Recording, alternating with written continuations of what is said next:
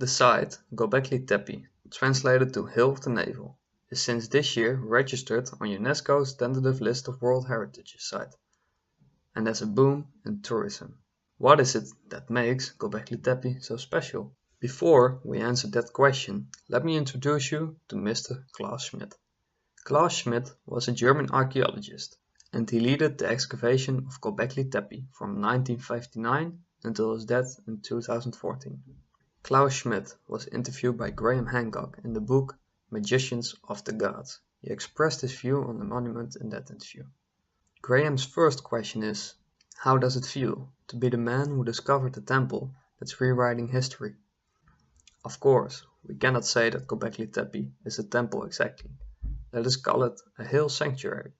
And I do not claim that it's rewritten history. Rather, I would say that it is adding an important chapter to existing history. We thought that the transition from hunter-gatherers to farmers was a slow step-by-step process. But now we realize that it was a period when exciting monuments that we didn't expect were made. Graham pushed further, to the point that Klaus agreed that at the beginning the local people were hunter-gatherers and invented agriculture. He said, because in this region we have the early domesticates, both animals and plants, it's done in this region, so they are the same people. And as far as Klaus is concerned, he thinks this is the first and so the oldest agriculture in the world. Klaus also stated that, quote, it's much more organized than we expected.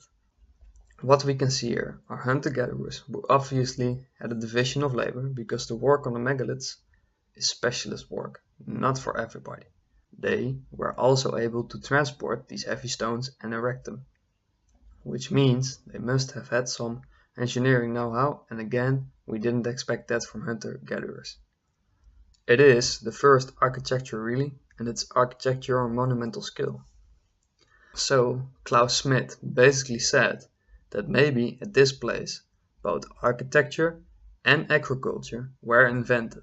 Graham was also pushing Klaus to the point that he could not ignore the matter that the site looks to be pristine at the older layers and then devolves until it's just a pale shadow of its former self. But Klaus Schmidt didn't like the idea and said, quote, I expect when we get to the earlier levels we will find evidence of evolution. When he was asked how much of the site is still underground, he said, he thinks it hard to say. They have done a geophysical survey ground penetrating radar, and from this they can see that at least 16 further large enclosures remain unexcavated, like enclosure D. 16 is the minimum, he said. In some areas, their geophysical mapping did not give them complete results, and they cannot really see inside. But they expected that there are many more than 16. Maybe in reality it will turn out to be double that number. Maybe even many as 50. But, he said, it's not our target to excavate everything, just a little part, because excavation is destruction. We want to keep most of the site untouched. As Graham said in his book, I am too amazed that the site's probably 6,000 years older than any other known megalithic sites anywhere in the world. But also Gobekli Tepe is huge, occupying an area that might eventually prove to be as much as 30 times larger than the fullest extent of a big site like Stonehenge. And in the words of Graham Hancock, and that we are now confronted by vast, inexplicable antiquity, immense scale and unknown purpose, and all of it is seeming to unfold out of nowhere, with no obvious background or preparation, shrouded utterly in mystery.